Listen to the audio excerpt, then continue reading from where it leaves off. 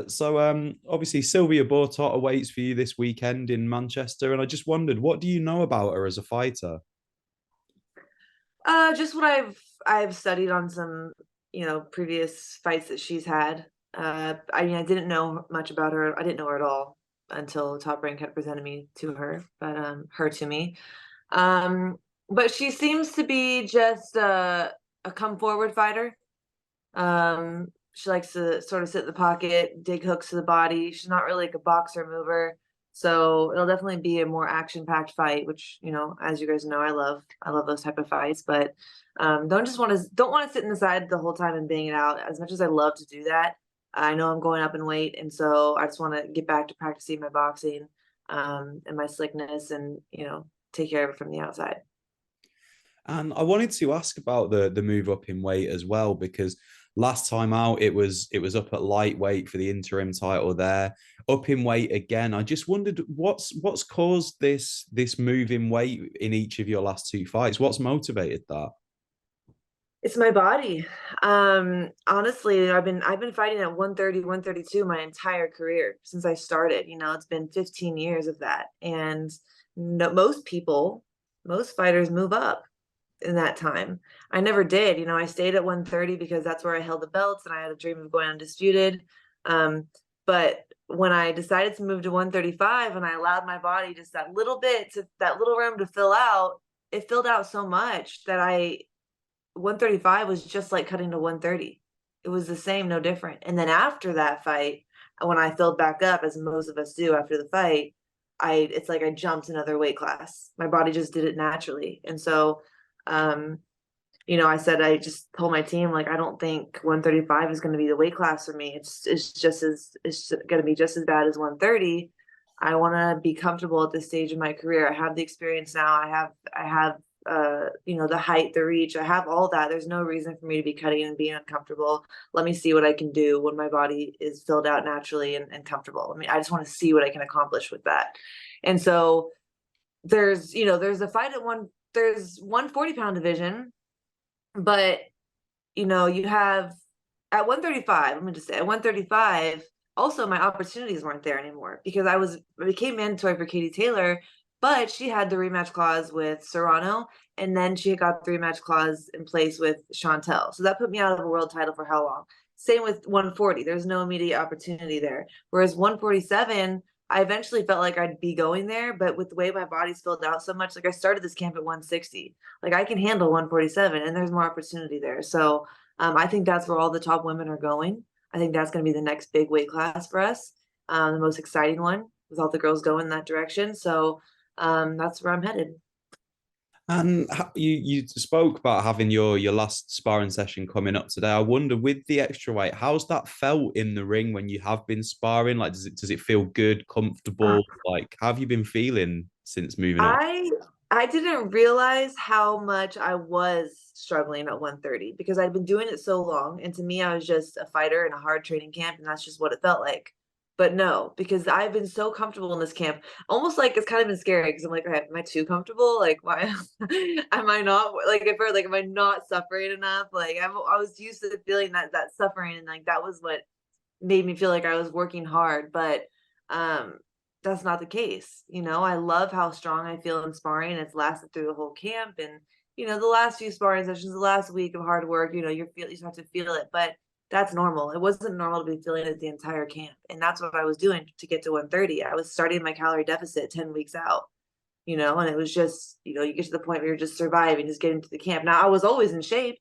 Of course, I was always in shape because I had to run every freaking day to get down to that weight. Hard runs, hard sparring, long rounds. So I had a great endurance, but the other energy systems weren't there. That explosiveness, that pop. And so that's really what I'm working on now. And I'm feeling so much better in sparring. I have that energy to do that. It's like I'm not just surviving through the rounds. So I feel great. And you're back to the UK again, third consecutive fight in the UK. And I just wondered, Mikaela, what keeps you coming back to our country? Why do you love fighting over here?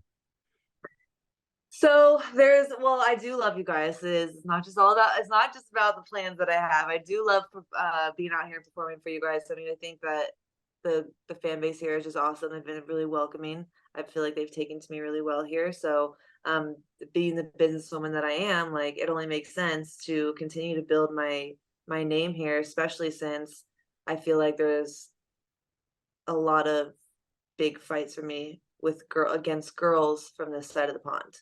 Like there's a handful of big fights in my future with a lot of girls from over here, and so it only makes sense for me to continue to build my name and my fan base out here, knowing that my future opponents will be British or somewhere from this side. And you mentioned future opponents. I wonder, is there anyone in particular that you're targeting? Any fights we can maybe expect to see you in the near future?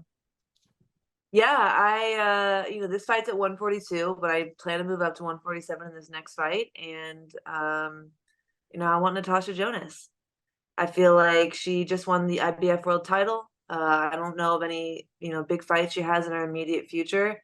And so I'd love to lock in a deal with her. And I think that um, the the world wants to see that fight too. I think that she's a game champion. I know that she's at the point in her career where she wants big fights only.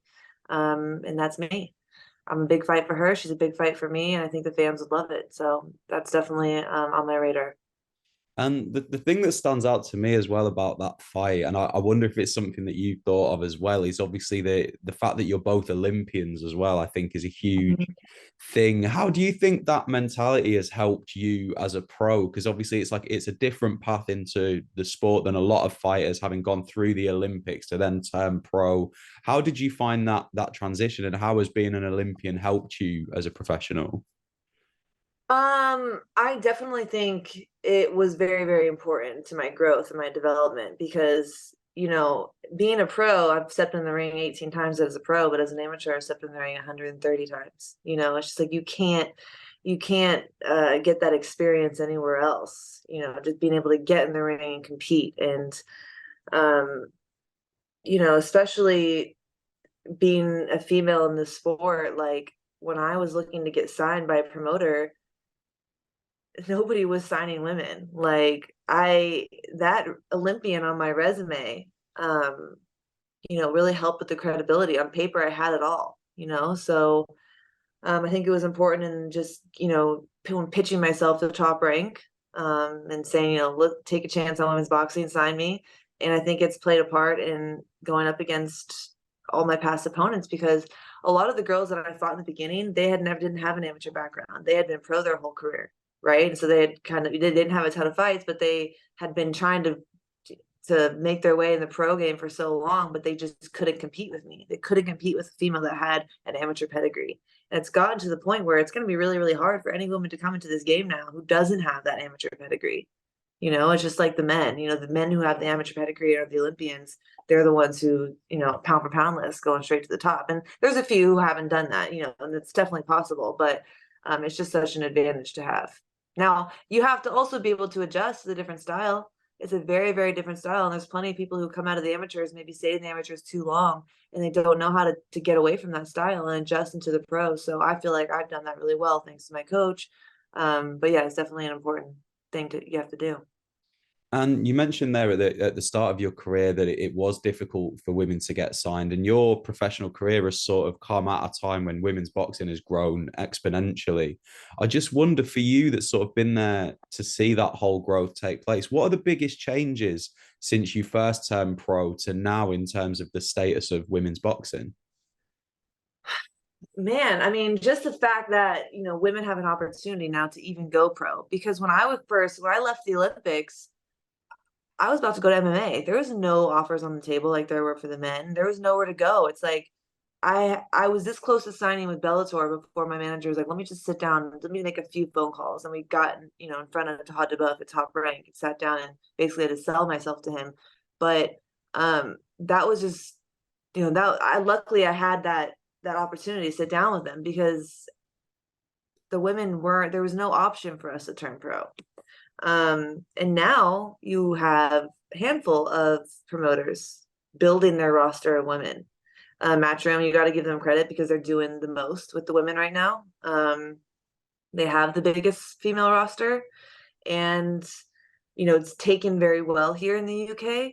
There's still a ways to go in America. America's always been the challenge, a little bit tougher of a challenge, but it's changing. The fact that Top Rank just finally signed another female in Sinisa Estrada, and I know to the world, 5 years, two females, like that's not a lot, but it's just different in America. The market is tougher, and so they get a little bit more cautious about who they sign and how they're going to move them. But I think that we really changed that, and I hope to see that more promoters pick up more females. It's got to happen because although we've come a long way, we still have a long way to go. Definitely still have a long way to go when it comes to closing the pay gap and just having more opportunity in place for this next generation. And I think it's interesting that you mentioned coming close to signing with Bellator there, because I did actually want to ask you. Last week we had Savannah Marshall sign with the PFL to move into MMA. They've obviously got Claressa Shields as well, Amanda Serrano. I just wondered, with the freedom that somewhere like PFL now offers, where you can box and also fight MMA as well, is that a transition that you would ever consider to do the two sort of alongside each other? Absolutely not. To me, that ship has sailed. There's still so much that I want to accomplish in boxing, and I I need to focus on that. That deserves all my focus. Now, these other women, kudos to them, and it's gangster of them to go and do that. But there are different stages in their career, I think, where to me, I just feel like I have way too many big fights on my list that I want to get done.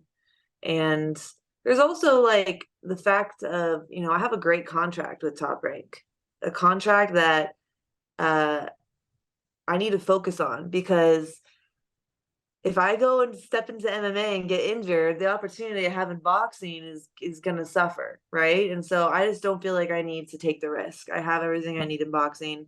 I'm getting myself back in position this year. This next year is about getting myself back in position. And then, getting on back on my hit list, checking off all the girls on my hit list. So that's what I'm focused on. And you do say there about sort of the targets that you have in boxing, and I did want to sort of ask you about those because you've already been unified champion, now the move up in weight. I just wonder what are you targeting? Where is Mikaela Mayer going to be a year from now? Like sort of what's the goal? Um, I want to start collecting belts at 147. I want this fight with Tasha Jonas. I want the fight with Sandy Ryan. I think it'd be a great fight. I want to fight Chantel Cameron. I just want big names. That's where I'm at in my career now. And I think the girls I just mentioned, they're feeling the same way. We've been in this sport a long time and we've been, grinding for a long time. And we want to be able to showcase our skills now and put on the biggest fights possible for ourselves, but also for the sport, for women's boxing, before we hand it off to the next generation. And you mentioned Chantel Cameron there. I'm interested to get your perspective. Obviously, we've got the rematch coming up in November with Katie Taylor. I think a lot of people were shocked that Katie finally suffered a professional defeat. I just wondered, what was your reaction to their first fight, and how do you see the rematch going? Um, the first fight, yeah, I was there. I was ringside for that fight. I was calling it, and I expected a little bit more from Katie. I really did because Katie has always been so good at adjusting and just sort of like stealing the rounds and getting that win, like even if it's close, razor thin, like she finds a way to get that win and get her hands raised. So I expected it to be a lot more competitive. And then at the end, you saw the Katie Taylor that we've seen just trying to steal with those fast combinations. But Chantel Cameron had done too much by then. And so I'm glad the judges got it right. I think Chantel won clearly. And I'm glad the judges got it right because we've seen, the opposite a handful of times. So we'll see. If I had to put money on it, I'm gonna say Chantel's gonna do it again. I think that Katie's, has a ton of experience and she knows how to adjust well and she'll make some adjustments. I just don't think she'll be able to make enough. I think you need a really good, strong jab to fight back someone like Chantel Cameron. And Katie's just always sort of kept that amateur style, that lots of movement, lots of footwork, and leading with the backhand, and it's worked really well for her. It's worked great for her. I mean, she's one of the best in the world, always just going down history. But she never evolved into that pro style. It doesn't have a really super strong jab. I feel like you need that to keep someone like Chantel off you. And something, obviously, the hot topic in boxing this weekend, Daniel Dubois, fifth round, whether it was a low blow. I'm just fascinated to get a former world champion's perspective on that. I think everyone's got an opinion on it, but I think yours would sort of rank higher than a lot of the opinions that you read. I just wondered, do you view Dubois' shot on Usyk as a low blow, or do you think he was denied the heavyweight championship? So I didn't watch the fight because I was like passing out here, but I did watch the highlights the next day online. You know, I do like to give people the benefit of the doubt. I do because we don't know, right? First of all, I'm not a man. I don't even know what that feels like, what where on the belt it would, or where on the body it would be most effective or not. I don't know because I'm not a man, but I'd like to believe that Usyk, wouldn't lie about something like that. Another thing he does is wear his pants and his belt low. A lot of the fighters will wear that way super high, and so below the belt, is still their stomach. Because he wears it so low, below the waistband, it could be in that area. So I'm gonna choose to give him the benefit of the doubt. I like Usyk. I want to think that he would never do that, but I also thought Baumgartner would never take steroids, and so what do I know? Well, that's exactly it. That's exactly it. And I did want to ask you. It's a bit of a fun one, but um, obviously in the UK, home of what I believe is your favorite girl group of all time, the Spice Girls. I just had to ask, can we expect a sort of Spice inspired entrance maybe for Manchester at the weekend? I don't think this time. I did that for my debut here in the UK, but I didn't plan another Spice Girl. I did it for the first two times I was out here. I mean, the first time I was here, every day, every event I had, I was dressed as a different Spice Girl. And then I came out, in against the Baumgartner fight in the with the Spice Girl song and the dancers. So that was fun, but no, I don't want to piss people off too much. I don't want to annoy people too much. Would you consider bringing it back if you could get one of the Spice Girls to do it? I mean, you couldn't say no if Sporty Spice would sing you to the ring. Maybe we can get that set up. If Sporty Spice DJs now, so if Sporty Spice wants to DJ me to the ring somehow, hell yes, we can figure out a whole shebang for that. Okay, I'll do my best to make sure she sees this, and we'll see what we Yeah, can do on send that, her. Michaela. So that's everything I have. I just wanted to say thank you so much for speaking with me today. It's been an absolute pleasure, and good luck in the fight. Thanks so much. Appreciate it.